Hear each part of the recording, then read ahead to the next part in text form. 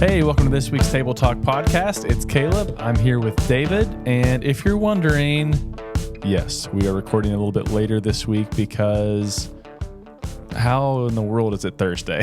That's how I feel about this week. We like to build the suspense. Yeah, that's what it is. It's creating anticipation. Yeah. Yeah. It's also, again, how is it Thursday? I know. It's crazy. This week has been fast. It has been. And furious. Yes. Too fast, too furious, one might say. Yeah. Too fast, too furious. Tokyo Drift. Yes. That's exactly what it is. Just name all the Fast and Furious movies, yeah. Start at the first one, go all the way to the 9th. Mm-hmm. I don't know how many there are. There's a bunch. There's a lot. Yeah, it's been a good week. Yeah. But just busy, man. Yeah. A lot going on. Mm-hmm. Getting ready to start a new sermon series here in a couple weeks, and then couple days. Couple days. Yeah. Yeah, just a couple days. I guess that's see how fast this time goes. Yep. Which also means we're 4 weeks out from Easter. Yeah. And 5. Yeah. So this Sunday, there's 5 Sundays left. So before Easter's about 4.5 weeks. Yeah. It's crazy. Yeah. So spring is here. Spring is here. It's warm outside. Yeah, we had lunch outside today. Mm-hmm. So and it's busy. Yeah. Busy. It good is. stuff. Speaking of good stuff, finished up a series on relationships. Yes. And with the title, It's Complicated. Mm-hmm. And I think everybody's experienced that. I think this was a good series to help walk people through a lot of that type of stuff. This past Sunday, you talked about our relationship with God and what that means and how that could be complicated. And how that how that can complicate relationships all across the board. So. Yeah, we got into, we kind of went back to the prodigal son story a little bit and looked at the idea that, God is the father in that story, in metaphor. And he stands with us, stands toward us. Oh my goodness, stands toward us with open arms. And he's waiting for us to take one step back to him. And he's willing to run and meet us, to bring us home. We talked about the fact that, that's who God is for us. That's who God wants to be for us. We talked about how sin can divide and separate us from God, not because God runs from us, because we run from him when we sin. We're hiding. We put up these distances, these barriers between us and him. And God, through Jesus, has knocked all of those barriers down if we're just willing to take one back to him and turn to him and trust that he's going to meet us when we turn. Beautiful story, the prodigal son. So much, just so in depth, the story of the prodigal son. There's so many layers of it, and I know there's been times that I've been the older brother in that. And there's been times that I've been the younger brother, needing the grace and the mercy, and then other times where I feel like, why is this person getting grace and mercy? So, but the main focus obviously is the Father, and him running out to see his son, and then the seeing him put his ring, which represents his power, his buying power, like his put back onto this son that just left him and wished him dead, and putting his robe on him. He didn't ask him to get cleaned up. He just did it. Just put this robe and that's what Christ did with us. He didn't ask us to be good. Yep. Just asked us to show up, and we come to him thinking, man, if I can just be a servant, if I can just be a footstool, and he makes us an heir. Yep. Yeah, it's an amazing story, and we use that as like the springboard of, okay, this is how God is for us. We are to adopt the posture of the Father in the story as well toward other people. That God is an open-armed God. He stands with us or toward us with open arms. That's how we're called to be toward people as well. And so, kind of the back half of the talk was about how do we do that when people aren't ready or aren't willing or even aren't capable of making a turn back toward us and starting to reconcile. Like, what do we do in that situation? And that was really a big part of the sermon, because the God part is, hey, he's ready at any time. As soon as we turn to him, he's ready to forgive. Like it's his joy, for us, we're dealing with other people, and sometimes we're waiting for people to turn back toward us, or we're waiting for a reconciliation to happen that may take months or years. And so a lot of the conversation became, what do we do with this? How do we stand in that moment, in that situation? Yeah, I'd say the problem with that is I don't want to do it. Right. You know? Yep. No. Who wants to be patient and long suffering in 2026? No, I do want to do it, you know, and it's like but that doesn't mean that it's always easy. No, for sure. You know, and I think the temptation is to be like the older brother and to be sitting there and being like, what have I done? You know, like what is, I'm the one that's taking the brunt of all of this. But that's exactly what we're asking Jesus to not do with us. And if we say Jesus is this perfect example, this person that we want to follow, that I want to be like, then we need to replicate that. Right. The grace and the forgiveness and being patient and long suffering, like you said, with people. It's not easy. It's not. It's not easy, and that's. We wouldn't call the series "It's Complicated" if it was just like these simple answers and stuff. It is so complicated, and it makes it so hard. And when your feelings are just crushed and hurt, or when you feel betrayed, you know, it's it makes things complicated in your life really quick. Yet we are so thankful for what Jesus did for us and how God forgave us. We should also be anxious to do that too. Yeah, absolutely. And, you know, reconciling and forgiving and coming back together with somebody, it doesn't mean, you know, that we wash away the hurt or the pain. Like, it doesn't mean we just ignore that because it's real. It doesn't mean that we're not wise or discerning, like how to move forward. So, you know, Jesus told his disciples to be as wise as serpents and innocent as doves. You know, there may be situations where you're trying to reconcile with somebody, but you have to go, I need to be a little more intentional about this, because maybe there's areas of struggle or conflict, and you just have to be like, as far as it depends on you, live at peace with everybody, but also have to be wise not to get into a situation that's harmful or you know, not healthy. And then the third piece is, it's like, you know, forgiveness and reconciling doesn't mean that we don't set up like good boundaries in a relationship. I'll be honest, I hated that word for a long time because I just saw it on TikTok and like pop psychology and thought it was just people who were looking for a reason to cut off anybody. But I think you see that idea of boundaries in the scripture. God separates light and dark. He separates the land from the sea. He puts boundaries around time, so people have to work, but then also they need to rest on Sabbath. God puts boundaries in place for us. What behaviors and thoughts are acceptable and holy? Which behaviors and thoughts are sinful and lead to death? God puts those things in place so that our relationship with him can thrive. And that's what boundaries really are. It's this idea of, here's me and here's you, and there's a distance between us. If we're enmeshed like this, that's not healthy, because I've lost where I begin and you end. If we're really far apart, you know, if our boundaries separate us as far, that's not healthy either. We want to be close to each other, but we still want to have healthy separation. There you see it, healthy separation and healthy structure that allow us to move forward in a productive and fruitful way in our relationship. So that means that we may put boundaries around time. We may put boundaries on, this is how you can speak to me, this is how you can't. We might put boundaries around, hey, this is what I need. You know, I need X amount of whatever. We put boundaries in place, and we put structure in place that reflects Jesus's heart so that we can move forward in healthy relationships.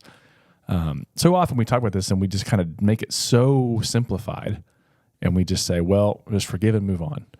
Or others maybe in the world would say, don't forgive, don't forget, don't move on. And it's like, no, we need to forgive. We need to try to live at peace as far as it depends on us. We also need to be wise and structured about how we do relationships, either to prevent them from becoming harmful and separated and broken, or when we're trying to heal and restore them. Yeah. Yeah, I look at Jesus, he even did that. He put up healthy boundaries. It says Jesus, he had crowds that were following him, and he didn't trust himself to them. And it's like,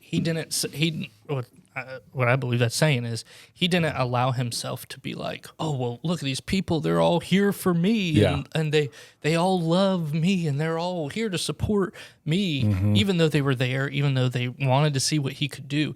He knew their hearts, and he knew that a healthy boundary is, I can't entrust myself to their whim of their beliefs.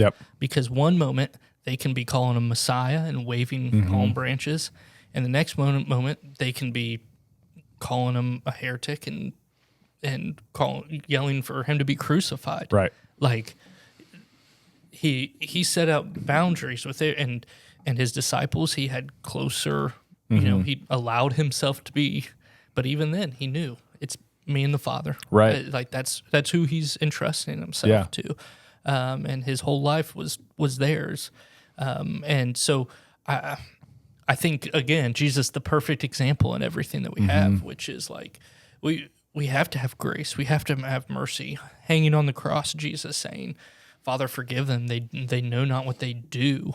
Like him saying that, and then, but at the same time, loving them and stuff, but at the same time also had boundaries of that were healthy and that made sure that he was protected, even from the temptation of putting his trust in these people or in his disciples or his best friends, or it's Jesus as like I said, and we always say it, Jesus as the perfect example to look at, and this is no exception. Right? Yeah. I mean, he had the perfect balance, and there are multiple times where Jesus is off by himself and nobody knows where he is, and it's like that is him establishing guardrails or boundaries, whatever you want to call it.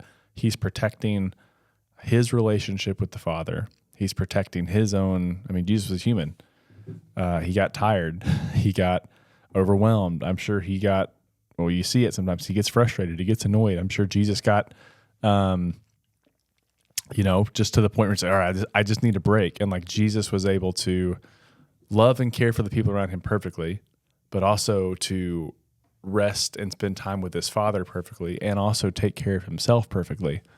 And he also knew the appropriate times to sacrifice, I mean, literally in the end, but the appropriate time to sacrifice his need or his, whatever, to be with the people that needed him. And it's just such a hard balance because we don't know what the right answer is. We live in a culture that tells us, take care of yourself. You're your main priority. You do you. And that leads us to maybe become overly concerned with our comfort and our state of mind, maybe. Some unhealthy Christian or other religious dynamics tell us to completely forget yourself. And that's not the message of Jesus. The message of Jesus is love others as you love yourself. The message of Jesus is you're not the most important thing. God is, and we exist to serve him and to lift up others and to serve others. But it doesn't mean that we denigrate or neglect ourselves either. And so it's just, it's a complicated mix, and sometimes we've got to make decisions and sacrifices, and we need God's wisdom for that. We need the discernment of the Holy Spirit for that.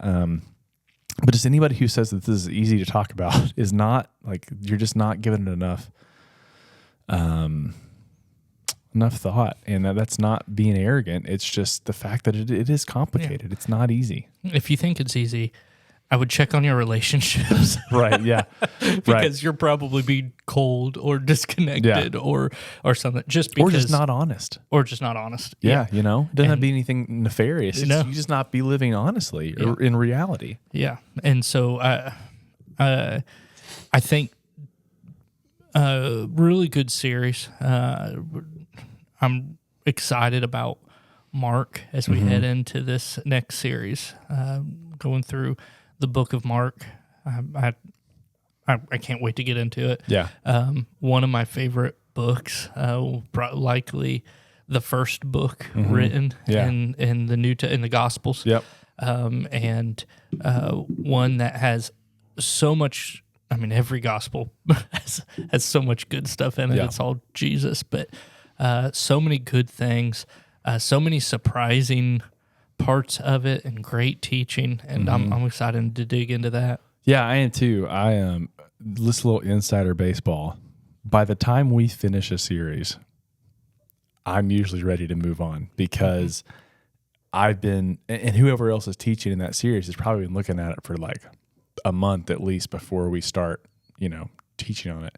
That's when we're at our best. And this series especially, with so much help and outside discussion, which was great. Heather and Joash and Ron, put in a lot of time and brain power for this series. Usually by the time we finish a series, I'm kind of like, okay, it's the finish line. I'm ready to kind of move on. That's been true with this series too, but it's not because I'm tired of the relationship thing. It's because I'm really excited for Mark. Yeah. I think we could talk about relationships 52 Sundays a year probably, and the Bible talks about it enough that there's enough material you could talk about it. I'm really excited for Mark because I think getting into the Gospels, and especially the way that Mark starts, Mark from the very beginning sets out some really key ideas and really key phrases and terms that like really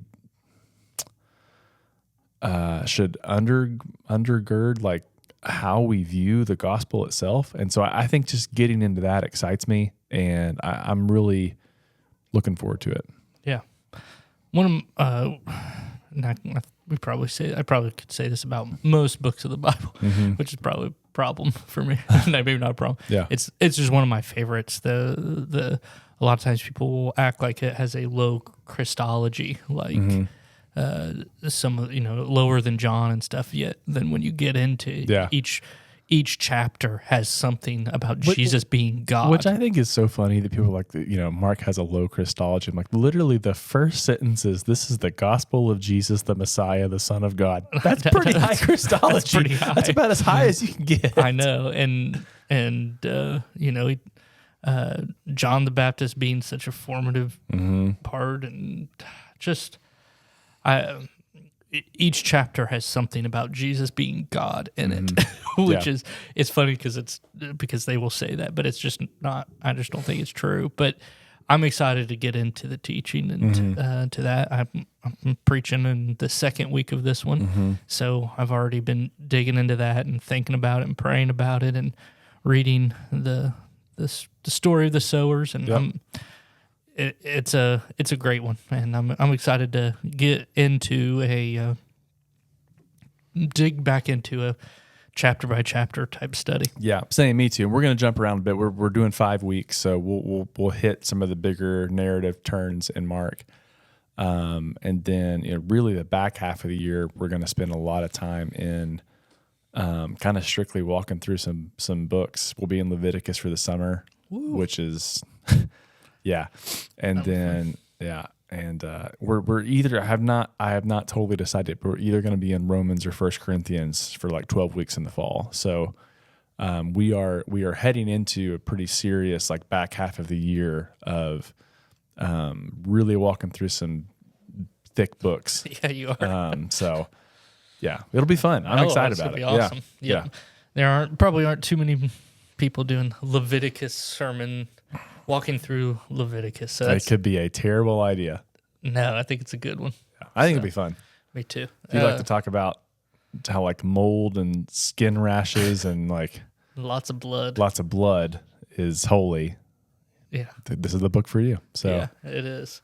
And an important one for us to understand the new covenant and how perfect and beautiful God is and the sacrifice that Christ made for us. Yeah, it'll be fun. I'm excited. Yeah, me too. Well, we'll be back next week, right? We'll be here. Yeah. Talk about Mark. Yep. We kicked that off this week. So join us on Sunday, and also join us back here next Thursday for the Table Talk podcast. Have a great weekend. Enjoy the warm weather.